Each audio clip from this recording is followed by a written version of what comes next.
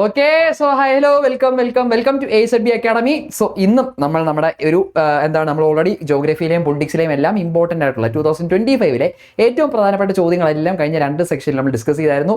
So ഇന്ന് നമ്മൾ discuss ചെയ്യാനായിട്ട് പോകുന്നത് നമ്മുടെ കേരള ഹിസ്റ്ററിയിലെ ഏറ്റവും ഇമ്പോർട്ടൻ്റ് ആയിട്ടുള്ള ഈ വർഷം ചോദിച്ച ഏറ്റവും പ്രധാനപ്പെട്ട കുറച്ച് ചോദ്യങ്ങളാണ് ഇന്നത്തെ വീഡിയോയിൽ നമ്മൾ ഡിസ്കസ് ചെയ്യാനായിട്ട് പോകുന്നത്. So once again welcome to AZB academy. So first തന്നെ നമുക്ക് വന്നിരിക്കുന്നത് അറിയാലോ, കേരള ഹിസ്റ്ററി ഇത്തവണയാണെങ്കിലും വന്നിരിക്കുന്ന ചോദ്യങ്ങളിൽ കൂടുതലും പ്രാധാന്യം കൊടുത്തിരിക്കുന്നത് സ്റ്റേറ്റ്മെന്റ് ക്വസ്റ്റ്യൻസിന് തന്നെയാണ്. ഈ ഒരു പ്രാവശ്യം അതിന് മാറ്റങ്ങളോ കാര്യങ്ങളോ ഒന്നുമില്ല. ഒരുപാട് സ്റ്റേറ്റ്മെന്റ് ക്വസ്റ്റ്യൻസും കാര്യങ്ങളും എല്ലാം ഇത്തവണത്തെ എക്സാമുകൾക്ക് നിങ്ങൾക്ക് വന്നിട്ടുണ്ട്. സോ അത്തരത്തിൽ വന്ന ഒരു ചോദ്യത്തിൽ തന്നെ നമുക്ക് സ്റ്റാർട്ട് ചെയ്യാം. വാഗ്ഭടാനന്ദ ഗുരുവിനെ പറ്റിയുള്ള താഴെ പറയുന്ന പ്രസ്താവനകൾ ശരിയേത് എന്നുള്ളതാണ് ചോദ്യം. വാഗ്ഭടാനന്ദ ഗുരുവിനെ പറ്റിയാണ്. ഒന്ന്, കണ്ണൂർ ജില്ലയിലെ പാട്യത്ത് ജനിച്ചു എന്നുള്ളതാണ്.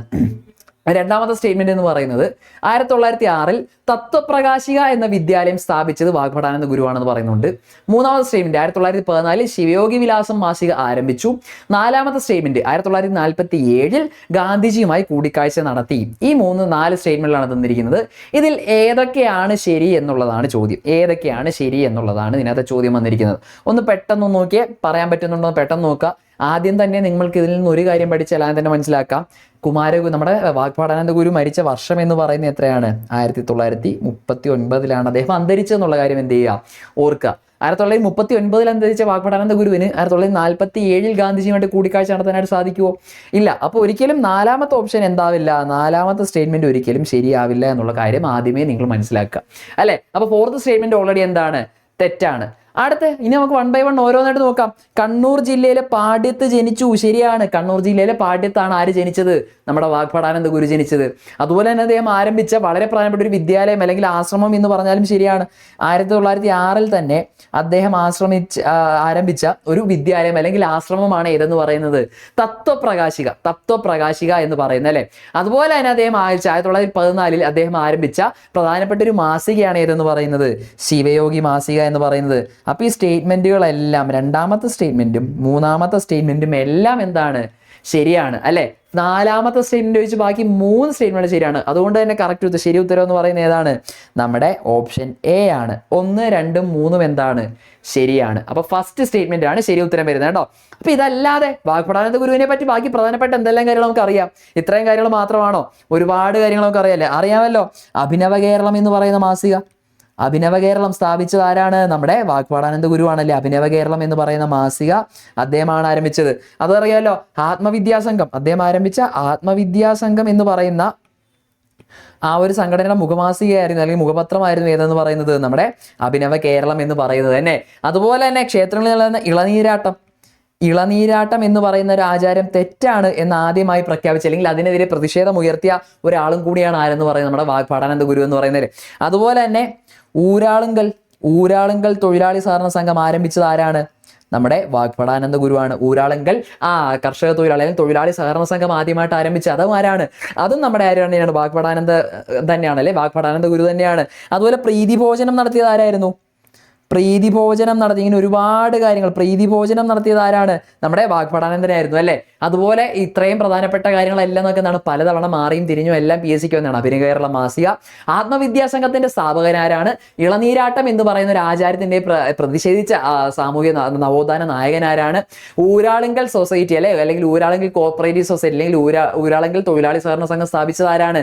അതും നമ്മുടെ വാഗ്ഭടാനന്ദനാണ്. പ്രീതിഭോജനം നടത്തിയത് ആരാണ്? വാഗ്ഭടാനന്ദനാണ്. ഇങ്ങനെ ഒരുപാട് കാര്യങ്ങൾ വാഗ്ഭടാനന്ദനെ കുറിച്ച് നമ്മൾ എന്താണ് പല ക്വസ്റ്റ്യൻസ് ആയിട്ടും എല്ലാം വന്നിട്ടുള്ളതാണ്. ഈ പ്രധാനപ്പെട്ട കാര്യങ്ങളെല്ലാം ആ ഒരു ടോപ്പിക്കിൽ നിന്ന് പഠിക്കാനായിട്ട് ശ്രദ്ധിക്കുക കേട്ടോ.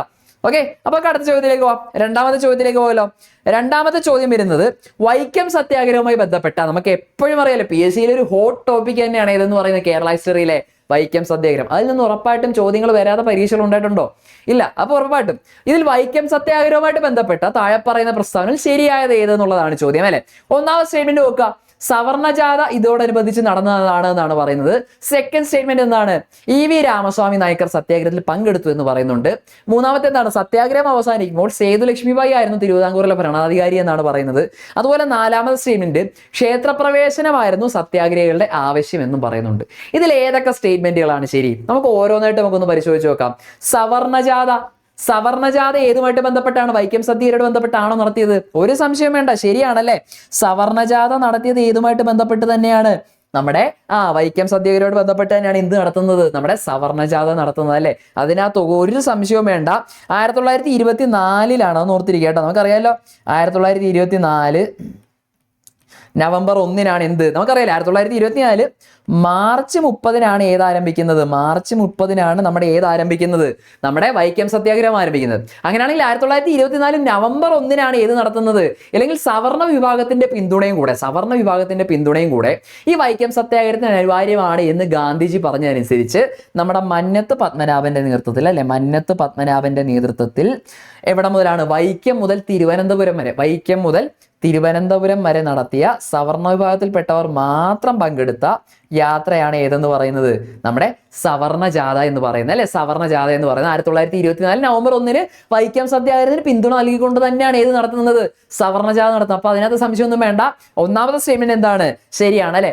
രണ്ടാമത്, പെരിയോർ എന്നറിയപ്പെടുന്ന നവോത്ഥാന നായകനാണ് ആരെന്ന് പറയുന്നത്? നമ്മുടെ EV രാമസ്വാമി നായ്ക്കർ എന്ന് പറയുന്നത് അല്ലെ. പെരിയോർ എന്നറിയപ്പെടുന്ന വ്യക്തിയാണ്. ഈ പെരിയോർ എന്ന് പറയുന്ന EV രാമസ്വാമി നായ്ക്കർ കേരളത്തിൽ പങ്കെടുത്ത സത്യാഗ്രഹ സമരവും ഏത് തന്നെയാണ്? വൈക്കം സത്യാഗ്രഹമാണ്. വൈക്കം സത്യാഗ്രഹം. അപ്പൊ ആ സ്റ്റേറ്റ്മെന്റും ശരിയാണ്, കൺഫ്യൂഷൻ ഉണ്ടാവരുത് കേട്ടോ. അപ്പൊ ഓർത്തിരിക്കുക, പെരിയോർ എന്നറിയപ്പെടുന്ന നവോത്ഥാന നായകൻ ആരാണ്? അത് EV രാമസ്വാമി നായ്ക്കറാണ്. EV രാമസ്വാമി നായ്ക്കറാണെന്നുള്ള കാര്യം കൂടെ എന്ത് ചെയ്യുക? അവിടെ ഓർത്തിരിക്കുക കേട്ടോ. പിന്നീട് സത്യാഗ്രഹം അവസാനിക്കുമ്പോൾ ആരായിരുന്നു അവിടുത്തെ ഭരണാധികാരി എന്ന് വെച്ചാൽ അതുമാരാണ്? അത് സേതുലക്ഷ്മിബായി തന്നെയാണ്. അപ്പോൾ ആ ഒരു സ്റ്റേറ്റ്മെന്റും എന്താണ്? ശരിയാണ്. ഇനി നാലാമത്തെ സ്റ്റേറ്റ്മെന്റ്, ക്ഷേത്രപ്രവേശനമായിരുന്നു സത്യാഗ്രഹികളുടെ ആവശ്യം എന്നാണ് പറഞ്ഞിരിക്കുന്നത്. പക്ഷേ ക്ഷേത്രപ്രവേശനമായിരുന്നോ? അല്ല, വൈക്കം ശിവക്ഷേത്രത്തോട് ചേർന്നുള്ള പൊതുവഴി എല്ലാ വിഭാഗക്കാർക്കും വേണ്ടി തുറന്നു കൊടുക്കുക എന്നതായിരുന്നു ആരുടെ ആവശ്യം എന്ന് പറയുന്നത്? വൈക്കം സത്യാഗ്രഹത്തിന്റെ ആവശ്യം എന്ന് പറയുന്നത്. സഞ്ചാര സ്വാതന്ത്ര്യത്തിന് വേണ്ടിയാണ് എന്ത് നടത്തിയത് അല്ലെ? ക്ഷേത്രപ്രവേശനമാണോ? അല്ല, സഞ്ചാര സ്വാതന്ത്ര്യത്തിന് വേണ്ടി നടത്തിയ സമരമായിരുന്നു ഏതെന്ന് പറയുന്നത്? വൈക്കം സത്യാഗ്രഹം എന്ന് പറയുന്നത്. വൈക്കം ശിവക്ഷേത്രത്തിനോട് ചേർന്നുള്ള പൊതുവഴി എല്ലാ വിഭാഗക്കാർക്കും ഉപയോഗിക്കാൻ പറ്റുന്ന രീതിയിൽ എന്ത് ചെയ്യുക? തുറന്നു കൊടുക്കുക. അതായിരുന്നു എന്തെന്ന് പറയുന്നത്? വൈക്കം സത്യാഗ്രഹത്തിന്റെ ആവശ്യം എന്ന് പറയുന്നത്. അപ്പൊ നാലാമത്തെ സ്റ്റേറ്റ്മെന്റ് ശരിയാണോ?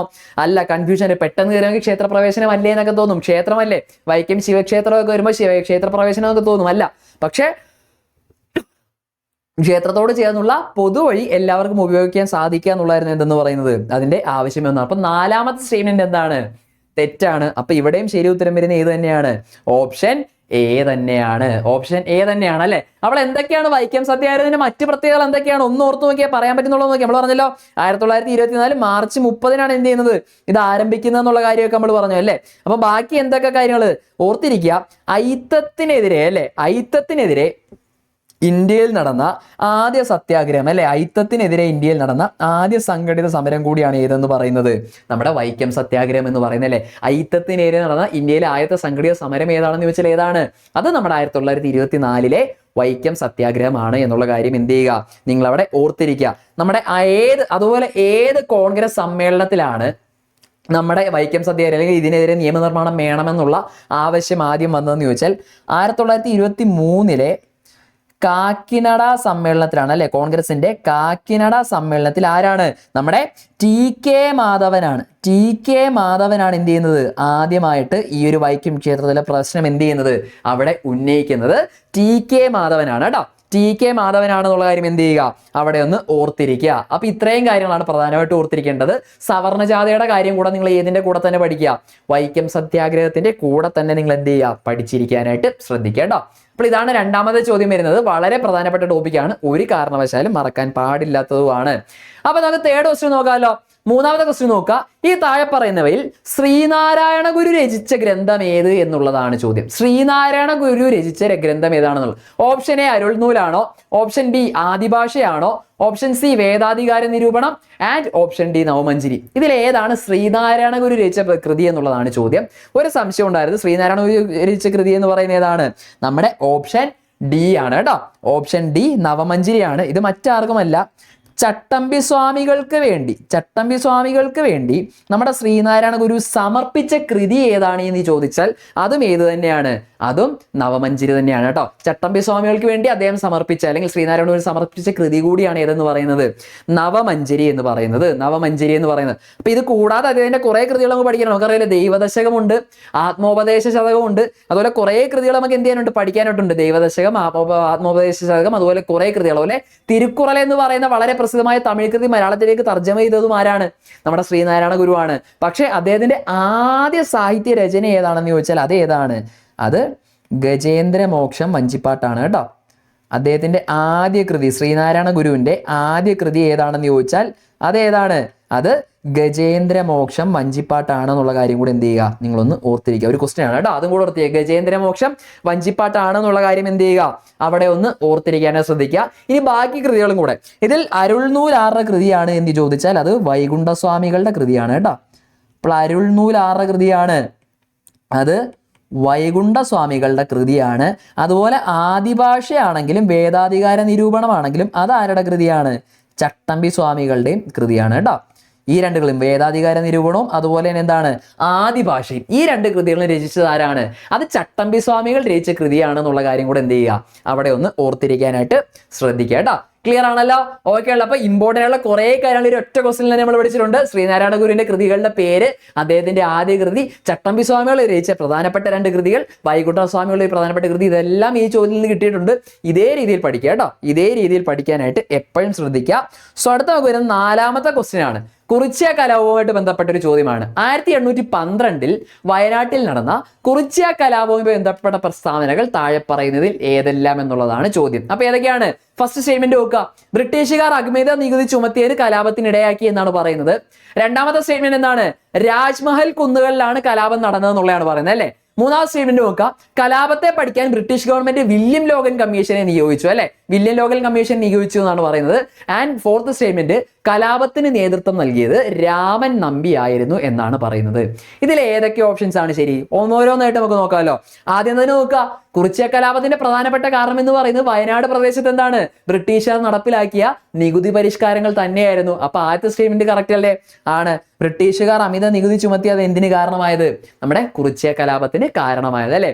ഇനി രാജ്മഹൽ കുന്നുകളിലാണോ നടന്നത്? രാജ്മഹൽ കുന്നുകളിലാണോ? അതൊന്ന് ഓർത്ത് നോക്കുക. രാജ്മഹൽ കുന്നുകളിലല്ല നടന്നത്, നമുക്കറിയാലോ. വയനാട്ടിലാണ് ഇത് നടക്കുന്നത്, നമ്മുടെ കുറിച്യ കലാപം. പക്ഷെ രാജ്മഹൽ കുന്നുകളിൽ നടന്ന വേറൊരു കലാപമാണ്. അത് വേറൊന്നുമല്ല, അത് സാന്താൾ കലാപമാണ് കേട്ടോ. രാജ്മഹൽ കുന്നുകളിൽ നടന്ന കലാപം ഏതാണെന്ന് ചോദിച്ചാൽ അത് ഏതാണ്? അത് സാന്താൾ കലാപമാണ് ഇവിടെ നടന്നത്, രാജ്മഹൽ കുന്നുകളിൽ നടന്നത് കേട്ടോ. അതെന്തല്ല, അത് കുറിച്യ കലാപമല്ല. അപ്പൊ സെക്കൻഡ് സ്റ്റേറ്റ്മെന്റ് എന്താണ്? തെറ്റാണ്. സെക്കൻഡ് സ്റ്റേറ്റ്മെന്റ് എന്താണ്? തെറ്റാണ്. അപ്പൊ സെക്കൻഡ് സ്റ്റേറ്റ്മെന്റ് വന്ന രണ്ടാമത്തെ സ്റ്റേറ്റ്മെന്റ് വന്ന എല്ലാ ഓപ്ഷൻസും നമുക്ക് തൽക്കാലം ഡിലീറ്റ് ചെയ്യാമല്ലോ. ഏതൊക്കെയാണ്? അപ്പൊ അത് നോക്കിയേ. ഓപ്ഷൻ എ നമുക്ക് ഡിലീറ്റ് ചെയ്യാം. പിന്നെ ഇതിലാ വരുന്നത്? ഓപ്ഷൻ ഡിയും വരുന്നുണ്ടല്ലോ. അപ്പൊ ഓപ്ഷൻ എയും പോയി, ഓപ്ഷൻ ഡിയും പോയി. ഇനി ബി ആണോ സി ആണോ എന്ന് മാത്രം നമുക്ക് എന്ത് ചെയ്താൽ മതി? അറിഞ്ഞാൽ മതി അല്ലെ. മൂന്നാമത്തെ ആണോ നാലാമത്തെ ആണോ മാത്രം അറിഞ്ഞാൽ മതി. അപ്പൊ ഏതാണ്? മൂന്നാമത്തെ സ്റ്റേറ്റ്മെന്റ് നോക്കാം. കലാപത്തെ പറ്റി പഠിക്കാൻ ബ്രിട്ടീഷ് ഗവൺമെന്റ് നിയോഗിച്ച കമ്മീഷനാണ് ഏതെന്ന് പറയുന്നത്? വില്യം ലോഗൻ കമ്മീഷൻ എന്നാണ് പറയുന്നത് അല്ലെ. ആണോ? അല്ല. വില്യം ലോഗൻ കമ്മീഷൻ നിയോഗിച്ചത് ഏത് കലാപത്തെ കുറിച്ച് പഠിക്കാനാണ്? അത് മലബാർ കലാപത്തെ കുറിച്ച് പഠിക്കാനാണ് അല്ലെ. മലബാർ കലാപത്തെ കുറിച്ച് പഠിക്കാനാണ് ഏത് നിയോഗിച്ചത്? വില്യം ലോഗൻ കമ്മീഷനെ നിയോഗിച്ചത്. അല്ലാതെ എന്തിനെ കുറിച്ചല്ല, കുറിച്യ കലാപത്തെ കുറിച്ചല്ല, മലബാർ കലാപത്തെ കുറിച്ച് പഠിക്കാൻ നിയോഗിച്ച കമ്മീഷനാണ് ഏതെന്ന് പറയുന്നത്? വില്യം ലോഗൻ കമ്മീഷൻ എന്ന് പറയുന്നത്.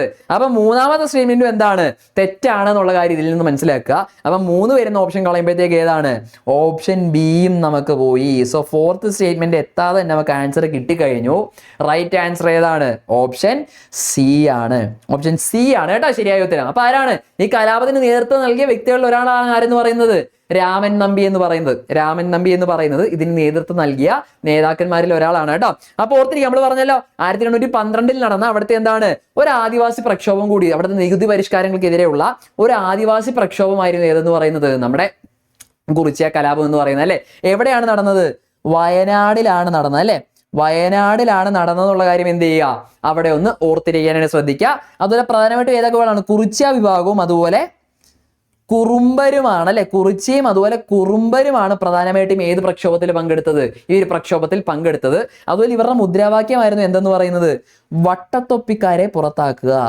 വട്ടത്തൊപ്പിക്കാരെ പുറത്താക്കുക എന്ന് പറയുന്നതായിരുന്നു എന്തെന്ന് പറയുന്നത്, ഈ ഒരു സമരത്തിന്റെ മുദ്രാവാക്യം എന്ന് പറയുന്നത്. വട്ടത്തൊപ്പിക്കാരെ പുറത്താക്കുക എന്ന് പറയുന്നതായിരുന്നു എന്തെന്ന് പറയുന്നത്, ഇവരുടെ സമരത്തിന്റെ മുദ്രാവാക്യം എന്ന് പറയുന്നത്. അപ്പൊ ഇതൊക്കെയാണ് എന്തെന്ന് പറയുന്നത്, കുറിച്യ കലാപവുമായിട്ട് ബന്ധപ്പെട്ട പ്രധാനപ്പെട്ട പോയിന്റുകളാണ് ഈ പഠിച്ചതെല്ലാം. ഇതെല്ലാം എന്ത് ചെയ്യുക, കൃത്യമായിട്ടൊന്ന് വായിച്ചിരിക്കാനായിട്ട് ശ്രദ്ധിക്കുക കേട്ടോ. അടുത്ത നമുക്ക് 5ാമത്തെ ക്വസ്റ്റ്യനിലേക്ക് പോകാം. 5ാമത്തെ ക്വസ്റ്റ്യൻ വരുന്നത് ചുവടെ പറയുന്നതിൽ ശരിയായ ജോഡി ഏതാണെന്നുള്ള ചോദ്യമാണ്. അല്ലെ, കൃതികളുടെ പേരുമുണ്ട്, എഴുത്തുകാരുടെ പേരുമുണ്ട്. ഇതിൽ കൃത്യമായിട്ട് ചെയ്യുന്ന ജോഡി ഏതാണെന്നുള്ളതാണ്. Option A Sree Narayana Guru Pracheena Malayalam, option B Chattampi Swamikal Akhilathirattu, option C Vaikunda Swamikal Darshanamala, option D Pandit Karuppan Jathikkummi. ഇതിനകത്ത് ഒരെണ്ണം മാത്രമാണ് ശരി, ബാക്കി എല്ലാം ചെറുതായിട്ട് അങ്ങോട്ടും ഇങ്ങോട്ടും വെറുതെ അങ്ങോട്ടും ഇങ്ങോട്ടും സ്വാപ്പ് ചെയ്തിട്ടുണ്ട്. അപ്പൊ ഇതിനകത്ത് ഏതാണ് ശരി, ഒരു കൺഫ്യൂഷനും ഇല്ല, നമുക്ക് എല്ലാവർക്കും അറിയാവുന്നതാണ് അല്ലേ. ജാതിക്കുമ്മി രചിച്ചത് ആര് തന്നെയാണ്, നമ്മുടെ പണ്ഡിറ്റ് കറുപ്പൻ തന്നെയാണ്. ജാതിക്കുമ്മി രചിച്ചത് ആര് തന്നെയാണ്, പണ്ഡിറ്റ് കറുപ്പൻ തന്നെയാണ് അല്ലെ. അപ്പൊ പ്രാചീന മലയാളം നേരത്തെ തന്നെ നമ്മൾ പഠിച്ചു കഴിഞ്ഞാൽ, പ്രാചീന മലയാളം എഴുതിയത് ആരാണെന്നുള്ളത് നമ്മൾ ഓൾറെഡി പഠിച്ചതാണ്. ആരാണ്, ചട്ടമ്പി സ്വാമികളാണ്. പ്രാചീന മലയാളം ആരുടെ കൃതിയാണ്, ചട്ടമ്പി സ്വാമികളുടെ കൃതിയാണ് കേട്ടോ, ചട്ടമ്പി സ്വാമികളുടെ കൃതിയാണ്. ഇനി അഖിലത്തിരുട്ടാണെങ്കിൽ അത് ആരുടെ കൃതിയാണ്, അത് വൈകുണ്ഠസ്വാമികളാണ് കേട്ടോ, അത് വൈകുണ്ഠസ്വാമികളാണ്. അഖിലത്തിരുട്ട് ആരുടെ കൃതിയാണ്, വൈകുണ്ഠസ്വാമികളുടെ കൃതിയാണ്. അതുപോലെ തന്നെ ദർശനമാലയാണെന്നുണ്ടെങ്കിൽ അത് ആരുടെ കൃതിയാണ്, അത് ശ്രീനാരായണ ഗുരുവിന്റെയും കൃതിയാണ് കേട്ടോ, അത് ശ്രീനാരായണ ഗുരുവിന്റെ കൃതിയാണ്. ഏതെന്ന് പറയുന്നത്, നമ്മുടെ ദർശനമാല എന്ന് പറയുന്നത്. അപ്പൊ ഇതിനകത്തെ കറക്റ്റ് ഓപ്ഷൻ ഏതാണ്, ഓപ്ഷൻ ഡി ജാതിക്കുമ്മി. പണ്ഡിറ്റ് കറുപ്പൻ തന്നെയാണ് ഏത് കൃതി എഴുതിയിരിക്കുന്നത്, ജാതിക്കുമ്മി എഴുതിയിരിക്കുന്ന കാര്യം ഇവിടെ എന്ത് ചെയ്യുക, മനസ്സിലാക്കുക. ബാക്കി എല്ലാ കൃതികളും പ്രാചീന മലയാളം ചട്ടമ്പി സ്വാമികളാണ്. അഖിലത്തിരുട്ട് ആരാണ്, നമ്മുടെ ആരാണ് എഴുതിയിരിക്കുന്നത്, വൈകുണ്ഠസ്വാമികളാണ്. അതുപോലെ ദർശനമാല എഴുതിയിരിക്കുന്ന ആരാണ്, ശ്രീനാരായണ ഗുരുവാണ്. ഇത്രയും പോയിന്റ്സ് എന്ത് ചെയ്യുക, അവിടുന്ന് കൃത്യമായിട്ടൊന്ന് മനസ്സിലാക്കി വെക്കുക കേട്ടോ. ഓക്കെ ആണല്ലോ. അപ്പൊ പ്രധാനപ്പെട്ട 4 പോയിന്റ്സ് കിട്ടിയിട്ടുണ്ട്. സോ ഇനി നമ്മൾ പഠിക്കാൻ പോകുന്നത്, അടുത്ത ക്വസ്റ്റ്യനിലേക്ക് പോകുന്നതിന് മുൻപ്, നിങ്ങൾ ഇനി വരാൻ പോകുന്ന LD എക്സാംസ് ക്ലിയർ ചെയ്യണം എന്ന് ആഗ്രഹിക്കുന്ന ഒരാളാണ് നിങ്ങളെന്നുണ്ടെങ്കിൽ, അല്ലെങ്കിൽ ആ എക്സാംസിന് പ്രിപ്പയർ ചെയ്യുന്ന ഒരു ഉദ്യോഗാർത്ഥിയാണ് നിങ്ങളെന്നുണ്ടെങ്കിൽ, നിങ്ങൾ ഓരോരുത്തർക്കും വേണ്ടി ഞങ്ങൾ AZB അക്കാഡമി ലോഞ്ച് ചെയ്യുന്ന ഏറ്റവും പുതിയൊരു കോഴ്സിന്റെ ഡീറ്റെയിൽസ് ആണ് ഞാനിവിടെ പറയാനായിട്ട് പോകുന്നത്. നമ്മുടെ 2027 LDC എക്സാം പ്രിപ്പയർ ചെയ്യുന്ന എല്ലാവർക്കും വേണ്ട മിഷൻ LDC 2027 നമ്മുടെ AZ അക്കാഡമി ലോഞ്ച് ചെയ്തിട്ടുണ്ട്. ഇതിന്റെ ഏറ്റവും വലിയ സവിശേഷത എന്ന് പറയുന്നത്, നിങ്ങൾക്കൊരു പേഴ്സണലൈസ് സ്റ്റഡി പ്ലാൻ കൃത്യമായിട്ട് പ്രൊവൈഡ് ചെയ്യുക എന്നുള്ളതാണ്. 24/7 നിങ്ങൾക്ക് ഡൗട്ട് സോൾവിംഗ് അസിസ്റ്റൻസ് പ്രൊവൈഡ് ചെയ്യുക. നിങ്ങൾക്ക് സമയമൊന്നും ഒരു നഷ്ടമേ അല്ല. ഏത് സമയത്തും നിങ്ങൾക്ക് ഞങ്ങളോട് ഡൗട്ടുകൾ ചോദിക്കാം. അത് കൃത്യമായിട്ട് ചെയ്യുന്നതിന് വേണ്ടിയും എല്ലാ ടോപ്പിക്സും പഠിക്കുന്നതിന് വേണ്ടിയും കൃത്യമായിട്ടുള്ള പേഴ്സണലൈസ്ഡ് സ്റ്റഡി പ്ലാൻസ് നിങ്ങൾക്ക് ഇവിടുന്ന് പ്രൊവൈഡ് ചെയ്യുന്നതായിരിക്കും. അതുപോലെ തന്നെ special current affairs sections, topic wise sections എല്ലാം കൃത്യമായിട്ട് ലൈവ് സെക്ഷൻസ് ആയിട്ടും റെക്കോർഡഡ് സെക്ഷൻസ് ആയിട്ടും നിങ്ങൾക്ക് പ്രൊവൈഡ് ചെയ്യുന്നതായിരിക്കും. ആൻഡ് പ്രധാന സവിശേഷത വെച്ചാൽ, നിങ്ങൾ ജോലി കിട്ടിയിട്ട് മാത്രം നിങ്ങൾക്ക് ഈ ഒരു കോഴ്സിന്റെ ഫീസ് ഡീറ്റെയിൽസും കാര്യങ്ങളും എല്ലാം നിങ്ങൾക്ക് ഈ ഒരു ആപ്പിൽ ലഭ്യമായിരിക്കും. ആപ്പ് സ്റ്റോറിലും പ്ലേ സ്റ്റോറിലും നമുക്ക് നമ്മുടെ AZB അക്കാഡമിയുടെ ആപ്പ് നിങ്ങൾക്ക് അവൈലബിൾ ആണ്. ഇനി അതല്ല എന്നുണ്ടെങ്കിൽ നിങ്ങൾക്ക് എൻക്വയറി നമ്പർ ഇവിടെ പ്രൊവൈഡ് ചെയ്തിട്ടുണ്ട്. ആ നമ്പർ ത്രൂ കോൺടാക്ട് ചെയ്യുകയാണെങ്കിൽ എല്ലാ കോഴ്സ് ഡീറ്റെയിൽസും ഫീ ഇൻക്ലൂഡഡ് ആയിട്ടുള്ള എല്ലാ ഡീറ്റെയിൽസ് നിങ്ങൾക്ക് കിട്ടുന്നതായിരിക്കും. സോ കൃത്യമായിട്ട് നിങ്ങൾ അതിലേക്ക് കോൺടാക്ട് ചെയ്യുക. ജോലി കിട്ടിയതിന് ശേഷം മാത്രം നിങ്ങൾ എന്ത് ചെയ്താൽ മതി, നിങ്ങളുടെ പകുതി ഫീസ് ഇവിടെ അടച്ചാൽ മതി. സോ ഈ ഒരു ചാൻസ് അല്ലെങ്കിൽ LDC ക്രാക്ക് ചെയ്യാൻ ആഗ്രഹിക്കണമെന്നാരാണ് നിങ്ങളെന്നുണ്ടെങ്കിൽ കൃത്യമായിട്ട് ഈ ഒരു അവസരം പ്രയോജനപ്പെടുത്താനായിട്ട് നിങ്ങൾ എല്ലാവരും ശ്രദ്ധിക്കുക. ഓക്കെ, അപ്പോൾ നമുക്ക് അടുത്ത ക്വസ്റ്റിലേക്ക് പോകാലോ. നെക്സ്റ്റ് ക്വസ്റ്റ്യനിലേക്ക് പോകാം. സോ സെക്കൻഡ് ക്വസ്റ്റ്യൻ നമുക്ക് വരുന്നത്, നമ്മൾ ഏതാണ് 5 ക്വസ്റ്റ്യൻസ് ഓൾറെഡി നമ്മൾ നോക്കിക്കഴിഞ്ഞു. സോ ലാസ്റ്റ് 1 more ക്വസ്റ്റ്യൻ നമുക്ക് നോക്കാം. വേറൊന്നുമല്ല, അടുത്ത് വരുന്നതാണ് ചുവടെ പറയുന്നതിൽ ഏത് സംഭവത്തിന് നേതൃത്വം കൊടുത്ത വ്യക്തിയാണ് ഡോക്ടർ KB മേനോൻ എന്നുള്ളതാണ്. അല്ലെ, ഏത് സംഭവത്തിന്, ഏത് സമരത്തിനാണ് അദ്ദേഹം നേതൃത്വം കൊടുത്തത്? കീഴരിയൂർ ബോംബ് കേസാണോ, അതോ പുന്നപ്ര വയലാർ സമരമാണോ, ആറ്റിങ്ങൽ കലാപത്തിനാണോ, അതോ മൊറാഴ സംഭവത്തിനാണോ? ഇതിൽ ഏത് സംഭവത്തിന് നേതൃത്വം കൊടുത്ത വ്യക്തിയാണ് ഡോക്ടർ KB മേനോൻ എന്നുള്ളതാണ് നിങ്ങളുടെ ചോദ്യം. ഏതാണ് ചോദ്യം, ഏതാണ്? ഒരു കൺഫ്യൂഷൻ ഉണ്ടായിരുന്നു, നമ്മുടെ കീഴരിയൂർ ബോംബ് കേസാണ് കേട്ടോ. കീഴരിയൂർ ബോംബ് കേസ്, അതായത് നമ്മുടെ 1942-43 കാലഘട്ടത്തിൽ നമ്മുടെ ക്വിറ്റ് ഇന്ത്യ സമരത്തിന് പിന്തുണ പ്രഖ്യാപിച്ചുകൊണ്ട് കേരളത്തിലെ എന്താണ്, കണ്ണൂരിലെ കീഴരിയൂർ സ്ഥലങ്ങളിലേക്ക് എന്താണ്, അങ്ങനെ പല സ്ഥലങ്ങളിലായിട്ട് ബോംബ് നിർമ്മാണം നടത്തിയ, അല്ലെങ്കിൽ പ്രാദേശികമായിട്ട് ബ്രിട്ടീഷുകാർക്കെതിരെ പോരാടാൻ വേണ്ടി ബോംബ് നിർമ്മാണം നടത്തിയതിന്റെ പേരിൽ വന്ന കേസാണ് ഇതെന്ന് പറയുന്നത്, കീഴരിയൂർ ബോംബ് കേസ് എന്ന് പറയുന്നത്. അല്ലെ, ഈ ഒരു 1942-43 സമയത്താണ് ക്വിറ്റ് ഇന്ത്യ സമരത്തിന് ഐക്യദാർഢ്യം പ്രഖ്യാപിച്ചുകൊണ്ട് മലബാറിലൊക്കെ നടത്തിയ ഒരു സമരമാണ് ഇതെന്ന് പറയുന്നത്, ഈ കീഴരിയൂർ ബോംബ് കേസ് എന്ന് പറയുന്നത്. അല്ലെ, അതിന് നേതൃത്വം കൊടുത്ത വ്യക്തിയാണ് ആരെന്ന് പറയുന്നത്, ഡോക്ടർ KB മേനോൻ എന്ന് പറയുന്നത്. പുന്നപ്ര വയലാർ സമരം നമുക്കറിയാലോ, 1946 എന്താണ്, അന്നത്തെ തിരുവിതാംകൂർ ദിവാനായിരുന്ന C രാമസ്വാമി അയ്യർക്കെതിരെ നടത്തിയ കർഷക സമരമാണ് ഇതെന്ന് പറയുന്നത്, പുന്നപ്ര വയലാർ സമരം എന്ന് പറയുന്നത്. അല്ലെ, പുന്നപ്ര വയലാർ സമരം എന്ന് പറയുന്നത്. അതുപോലെ ആറ്റിങ്ങൽ കലാപം അറിയാലോ, വർഷം ഏതാണ്, 1721. അല്ല ഇതൊന്നുമല്ല, CP രാമസ്വാമി അയ്യറാണ് കേട്ടോ. CP രാമസ്വാമി അയ്യർക്കെതിരെ നടത്തിയ സമരമാണ് ഏതെന്ന് പറയുന്നത്. അന്നത്തെ തിരുവിതാംകൂർ ദിവാനായിരുന്ന CP രാമസ്വാമി അയ്യർക്കെതിരെ നടത്തിയ സമരമാണ് ഏതെന്ന് പറയുന്നത് 1946 പുന്നപ്ര വയലാർ സമരം എന്ന് പറയുന്നത്. ഇനി അത് കൂടാതെ 1721 നടത്തിയ കലാപമാണ് ഏതെന്ന് പറയുന്നത്, ആറ്റിങ്ങൽ കലാപം എന്ന് പറയുന്നത്. ഇത് കേരളത്തിലെ ബ്രിട്ടീഷുകാർക്കെതിരെയുള്ള ആദ്യ സംഘടിത കലാപമാണ് ഏതെന്ന് പറയുന്നത്. ആദ്യ സംഘടിത കലാപമാണ് ഏതെന്ന് പറയുന്നത്, ആറ്റിങ്ങൽ കലാപം എന്ന് പറയുന്നത്. ആറ്റിങ്ങൽ കലാപം എന്ന് പറയുന്നത്. ഇനി മൊറാഴ സംഭവം എന്താണ്? 1940 കേട്ടോ.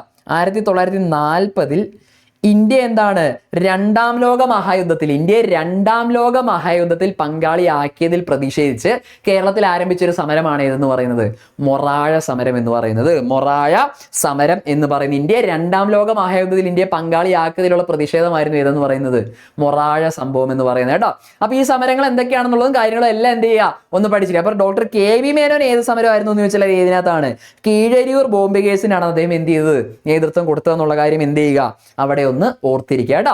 Okay, yes. അപ്പോൾ നെക്സ്റ്റ് നമുക്ക് വരുന്നത് തിരുവിതാംകൂറിന്റെ ഝാൻസി റാണി എന്നറിയപ്പെട്ട സ്വാതന്ത്ര്യ സമര പോരാളി ആരാണ് എന്നുള്ളതാണ് അടുത്ത ചോദ്യം. തിരുവിതാംകൂറിന്റെ സ്വാതന്ത്ര്യ സമര പോരാളി. ഓപ്ഷൻ എ ആനി മസ്ക്രീൻ ആണോ, ഓപ്ഷൻ ബി അമ്മാളു അമ്മയാണോ, ഓപ്ഷൻ സി സരോജിനി നായിഡു ആണോ, അതോ ഓപ്ഷൻ ഡി അക്കാമ ചെറിയാനാണോ? ഇതിലേതാണ് തിരുവിതാംകൂറിന്റെ ഝാൻസി റാണി എന്നറിയപ്പെട്ടത്? കൺഫ്യൂഷൻസ് ഒന്നും ഉണ്ടാവരുത്, അത് മറ്റാരുമല്ല, തിരുവിതാംകൂറിന്റെ ഝാൻസി റാണി ആയിരുന്നു ആരെന്ന് പറയുന്നത്, നമ്മുടെ ഓപ്ഷൻ ഡി അക്കാമ ചെറിയാൻ എന്ന് പറയുന്നത് കേട്ടോ. അക്കാമ ചെറിയാനായിരുന്നു ആരെന്ന് പറയുന്നത്, തിരുവിതാംകൂറിന്റെ ഝാൻസി റാണി എന്നറിയപ്പെട്ടത്. ഝാൻസി റാണി എന്ന് മാത്രമല്ല, കേരളത്തിന്റെ ജോവാൻ ഓഫ് ആർക്ക് എന്നറിയപ്പെട്ടിരുന്നതും ആര് തന്നെയാണ്, നമ്മുടെ അക്കാമ ചെറിയാൻ തന്നെയാണ് കേട്ടോ.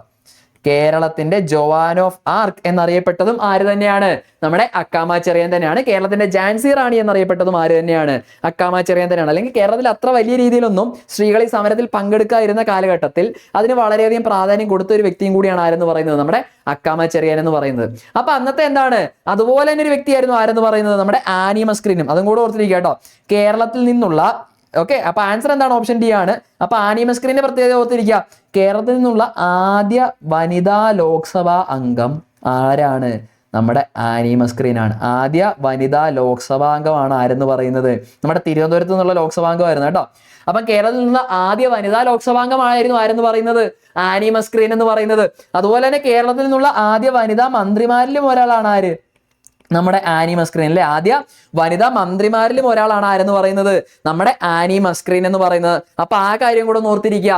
അതുപോലെ തന്നെ ഓപ്ഷൻ ബി അമ്മാളു അമ്മയുടെ പ്രത്യേകത എന്താണ്, അമ്മാളു അമ്മ എന്ന് പറയുന്നത് മലയാളത്തിലെ ആദ്യ അപസർപ്പക നോവൽ അല്ലെങ്കിൽ ആദ്യ കുറ്റാന്വേഷണ നോവൽ എഴുതിയ വ്യക്തിയാണ് ആരെന്ന്, വനിതയാണ് ആരെന്ന് പറയുന്നത്, നമ്മുടെ അമ്മാളു അമ്മ എന്ന് പറയുന്നത് ആദ്യ അപസർപ്പക നോവൽ എഴുതിയ വനിതയാണ്. ആദ്യ അപസർപ്പക നോവൽ എഴുതിയ വനിതയാണ് ആരെന്ന് പറയുന്നത്, നമ്മുടെ അമ്മാളു അമ്മ കേട്ടോ. അമ്മാളു അമ്മ എന്ന് പറയുന്നത് കമലാബായി എന്ന് പറയുന്ന, കമലാബായി അല്ലെങ്കിൽ എന്താണ്, കമലാബായി അല്ലെങ്കിൽ ലക്ഷ്മി വിലാസത്തിലെ കൊലപാതകം, കമലാബായി അല്ലെങ്കിൽ ലക്ഷ്മി വിലാസത്തിലെ കൊലപാതകം എന്ന് പറയുന്ന ഒരു അപസർപ്പക നോവൽ എഴുതിയ വ്യക്തിയാണ് ആരെന്ന് പറയുന്നത്, നമ്മുടെ അമ്മാളു അമ്മ എന്ന് പറയുന്നത്.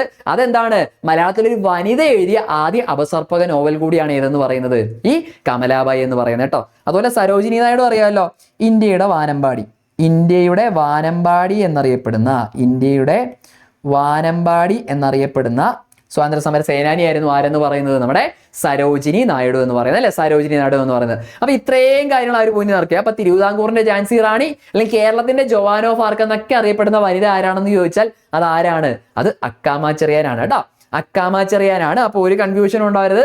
അടുത്ത ചോദ്യത്തിലേക്ക് നമുക്ക് പോകാലോ. അടുത്ത ചോദ്യത്തിലേക്ക് പോകാം. നമുക്ക് കുറച്ച് സ്റ്റേറ്റ്മെന്റ്സ് തന്നിട്ടുണ്ട്. ഈ സ്റ്റേറ്റ്മെന്റ് വെച്ച് നോക്കിയിട്ട് അത് ഏത് വ്യക്തിയാണ് എന്ന് തിരിച്ചറിയാനാണ്. അപ്പൊ സൂചകങ്ങൾ നോക്കിയേ.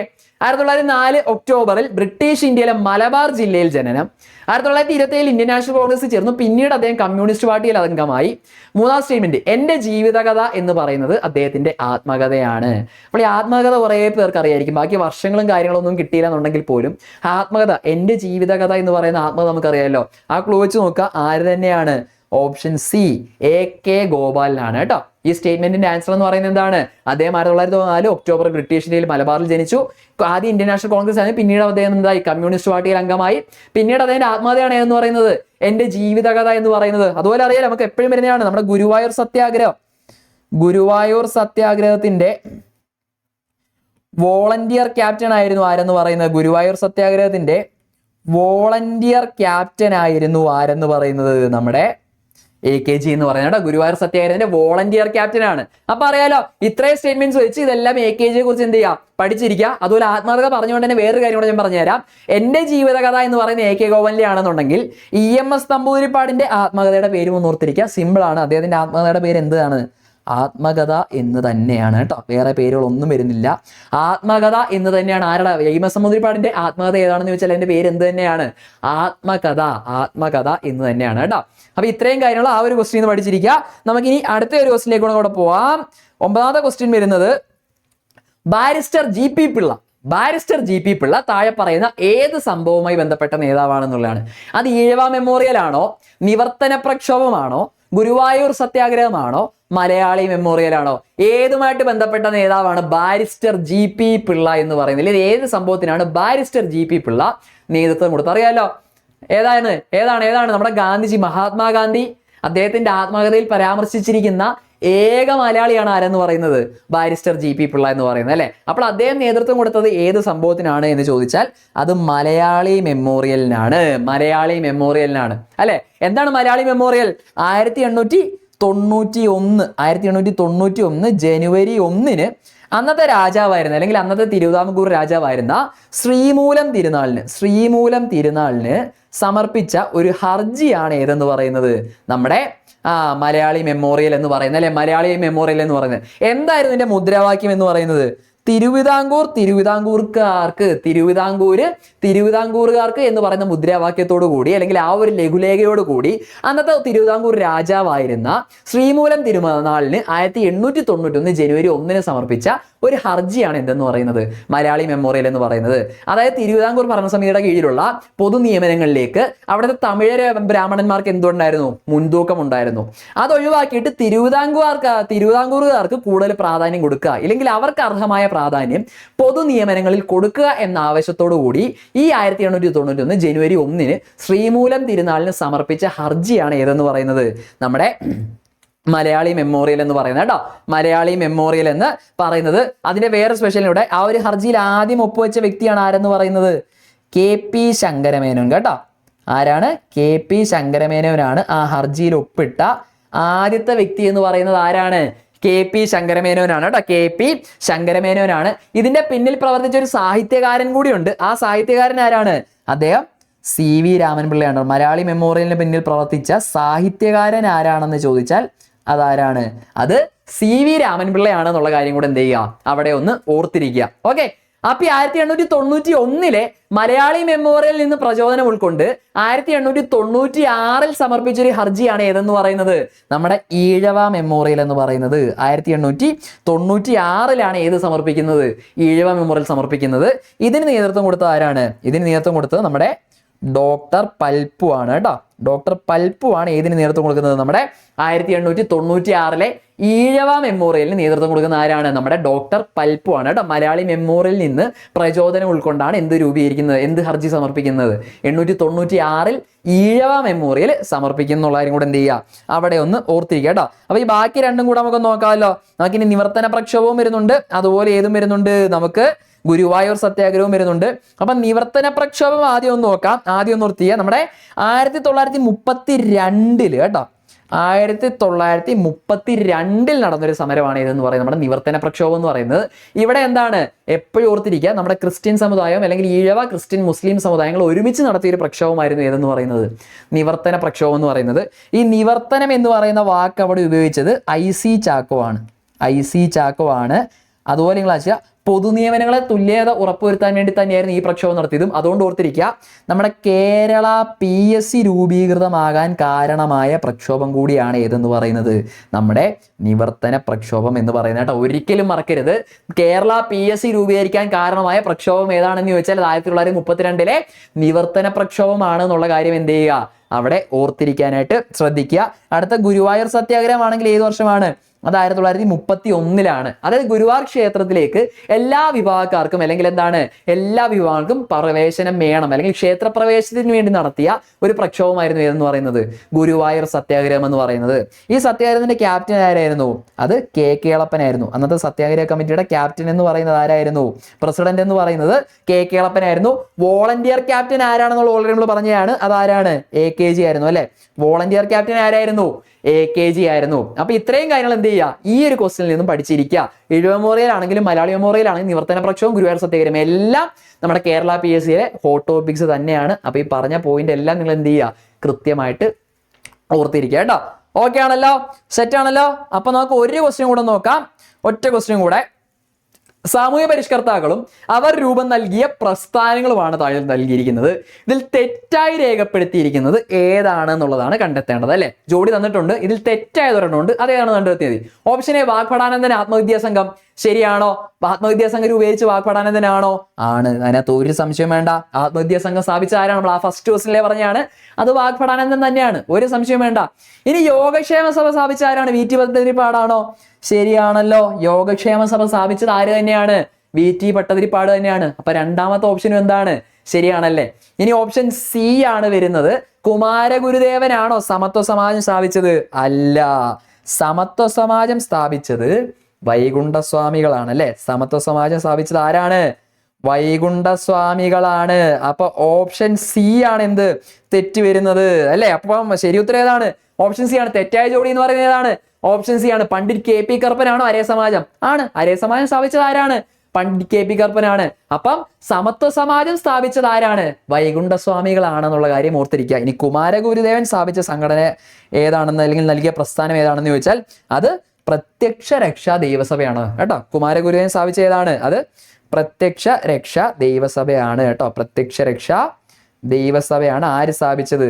കുമാരഗുരുദേവൻ സ്ഥാപിച്ചത്. അപ്പൊ ആ ഒരു പോയിന്റോടെ പഠിച്ചിരിക്കുക. അപ്പം സമത്വ സമാജം വൈകുണ്ഠസ്വാമികളാണ്. കുമാരഗുരുദേവൻ സ്ഥാപിച്ച ഏതാണ്? പ്രത്യക്ഷ രക്ഷാ ദൈവസഭയാണ് കേട്ടോ. അപ്പൊ ഈ പ്രസ്ഥാനങ്ങളും അതിന്റെ സ്ഥാപകരും വളരെ ഇമ്പോർട്ടന്റ് ആയിട്ടുള്ള ടോപ്പിക്കാണ്. അതിൽ നിന്ന് ഇപ്പോഴും എന്ത് ചെയ്യുന്നുണ്ട്, ചോദ്യങ്ങൾ വരുന്നുണ്ട്. എല്ലാം കൃത്യമായിട്ട് പഠിക്കുക. എല്ലാ നേതാക്കന്മാരെയും സമൂഹ നവോത്ഥാന നായകന്മാരെയും പഠിക്കുക. അവർ രൂപീകരിച്ച പ്രസ്ഥാനങ്ങൾ ഏതൊക്കെയാണെന്നുള്ളതും കൃത്യമായിട്ട് പഠിക്കാനായിട്ട് ശ്രദ്ധിക്കുക കേട്ടോ. അപ്പൊ ഇത്രയും കാര്യങ്ങളാണ് ഇന്നത്തെ ഒരു സെക്ഷനിൽ ഡിസ്കസ് ചെയ്ത്. വളരെ ഇമ്പോർട്ടന്റ് ആയിട്ടുള്ള ഏറ്റവും ലേറ്റസ്റ്റ് ആയിട്ടുള്ള കുറേ ചോദ്യങ്ങൾ ഡിസ്കസ് ചെയ്തു. അതുമായിട്ട് കണക്ട് ആയിട്ടുള്ള ഒരുപാട് അനുബന്ധ വിവരങ്ങൾ നമ്മൾ പഠിച്ചു. സോ കൃത്യമായിട്ട് എല്ലാം നോക്കുക, എല്ലാം അടിപൊളിയായിട്ട് പഠിക്കുക. ഇനി വരുന്ന ദിവസങ്ങളിൽ ഇതുപോലെ കുറേ ക്വസ്റ്റ്യൻസ് നമ്മൾ ഡിസ്കസ് ചെയ്യുന്നതായിരിക്കും.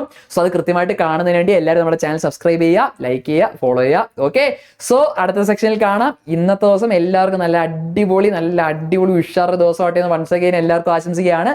സോ ഇനി നമുക്ക് അടുത്ത ക്ലാസ്സിൽ കാണാം. Tata, bye bye bye bye.